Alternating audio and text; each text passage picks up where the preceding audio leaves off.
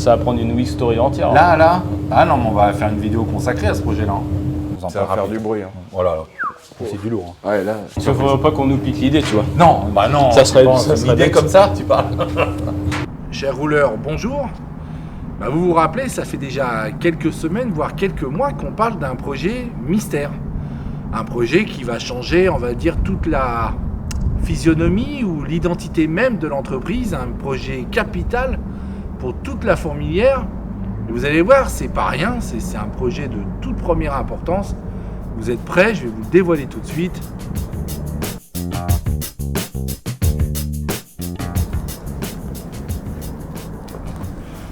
Et voilà, c'est le Kangoo Lac, le Kangoo de l'entreprise.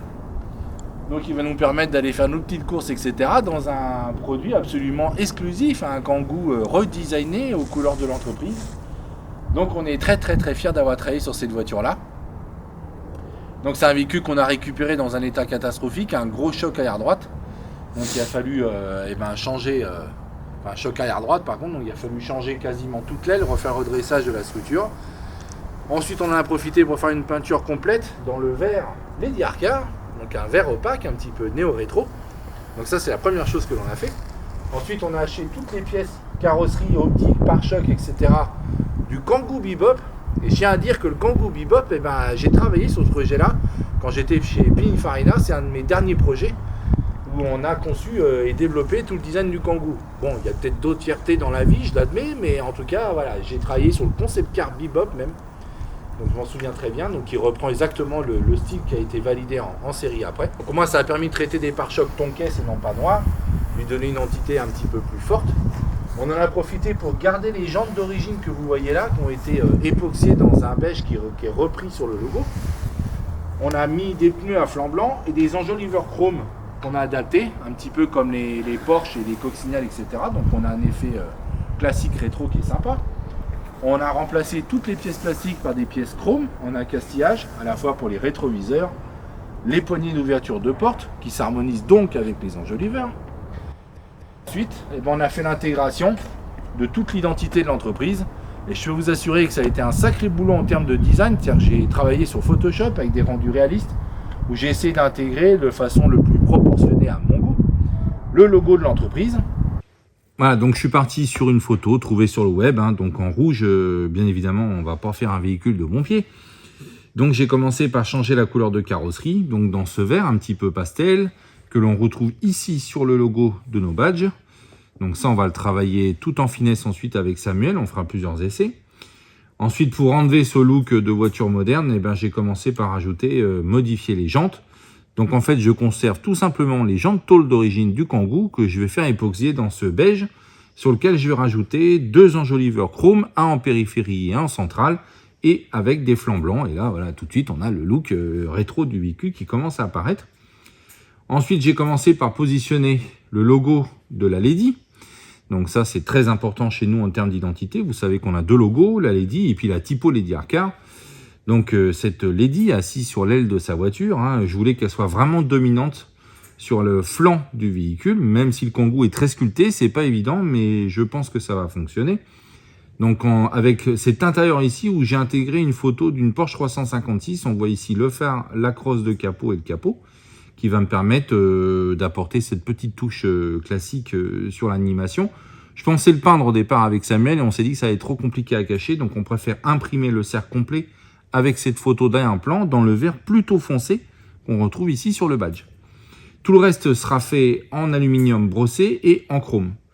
Ensuite, je rajoute la typo Lady Arcar au centre du cercle en adhésif chromé. Ensuite, on va rajouter atelier de restauration automobile malgré tout pour dire quel est le but de notre activité. Et ensuite, comme je trouvais ça un petit peu pauvre ici sur l'animation graphique globale, j'ai rajouté des animations de cercle qui correspond à l'animation design de notre identité, que j'ai positionné un petit peu partout comme ça. Donc ça, ce sera du filet chromé. Je ferai également toutes les parties noires passeront en tonquesse, y compris les baguettes, et les poignées et les rétroviseurs passeront, elles, en chrome. Donc voilà pour la phase design. Donc voilà, autant dire qu'on s'est bien fait plaisir, comme si on avait que ça à foutre, évidemment. Donc, mais en tout cas, on l'a fait. Donc, ça a été un effort de toute la fourmilière. C'est-à-dire qu'on est venu le week-end réparer le choc arrière droite. On est venu le peindre ensuite avec Samuel, avec toutes les pièces, et puis les copains pour poser les adhésifs, etc. Et puis, je tiens à remercier également Stickinov qui a travaillé sur ce projet-là, qui nous a permis donc de faire l'impression de ce logo. Et on s'est vraiment pris la tête. Donc là, tu nous as préparé, on est sur une séance de travail, design. C'est ça. Donc pour finaliser ce projet mystère, donc une voiture qu'on a peinte entièrement, que Samuel a peinte, et du coup on a une décoration à l'effigie d'entreprise, une partie covering avec dessus, avec la Lady, etc., qui va être fait. Donc là on est sur les nuances de teinte, on se prend la tête sur à la fois la teinte de la carrosserie qu'on trouve ici, bon, qui est plus péchu au soleil que là, attention. D'accord. Et puis une partie qui va être métallisée pour rappeler le chrome des anciennes voitures.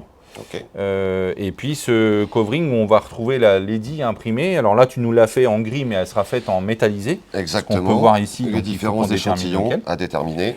Et puis ensuite, c'est cette fameuse photo là qui est en vert contrasté, plus foncé. Donc en fait, on s'est rapproché du badge évidemment que l'on a développé. Donc toi là où tu te prends la tête, donc on voit ici, tu m'as fait 8 tirages au total, parce qu'on a le vert du coup qui est imprimé totalement. Pour éviter d'imprimer une masse pleine, on a mis une photo en filigrane. Complètement. Donc on retrouve une Porsche 356 en filigrane. Et la difficulté de l'exercice, c'est de doser tout ça. Parce que comme on a la Lady par-dessus qui est superposée en métal, il ne faut pas que la lecture soit perturbée. Exactement. Donc et puis comme on a une trois bonne nuance calques, de vert. Vas-y. Ouais. comme on a trois calques différents, avec une base verte, la photo en transparence et un troisième calque vert, finalement ce qui est difficile à doser, c'est les effets de transparence pour retomber sur la nuance qu'on souhaite. Moi, si je vois par rapport à tes 8 propositions, ici, on est un peu trop bleu à mon goût. Oui, moi aussi. Voilà. Donc, Ici on va aussi. dérive tôt. Ouais. Donc, il faut quand même le réchauffer. Pour moi, le plus proche, c'est celui-ci. Ouais. Au final, ce vert-là, si on prend le calque de fond, il n'est pas du tout comme ça, le vert.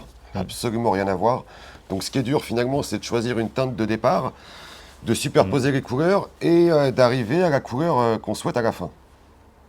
Donc c'était pas évident. Donc, c'est pour Après, ça que je ne sais pas si le filigrane, tu vois, il n'est pas un peu trop prononcé. Un poil. Ça, on peut jouer. Parce que tu vois, la lecture entre la Lady et la photo derrière un plan, elles ont tendance à combattre.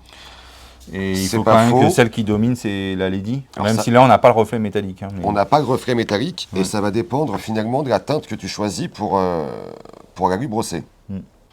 Qu'est-ce qui ressortira le mieux, à mon avis, c'est le plus clair. Ça, après, on a des pièces chromées en plus. Ouais. Moi, je serais parti sur le plus clair. On est d'accord là-dessus. Tout ça pour faire un Kangoo, je l'admets. Mais bon, la qualité se cache dans un détail que vous ne voyez pas du premier coup d'œil. Mais ça a été un travail de fond très important. Voilà, bah écoutez, je suis désolé, j'ai un peu honte, mais on est fiers de notre Kangoo, il est mignon comme tout. Donc, puis au moins, comme ça, quand on se déplacera, on fera de la publicité pour la société en même temps. Donc j'espère que notre Kangoulac vous plaît. Et puis n'hésitez pas à vous abonner, à partager, à liker cette vidéo avec le plus grand plaisir. C'est une boutade, le projet mystère, le projet secret, voilà, c'est un peu une déconnade, mais on aime bien ça aussi. Donc écoutez, j'ai envie de vous dire, affaire à suivre, mais pour des vrais projets ce coup-ci.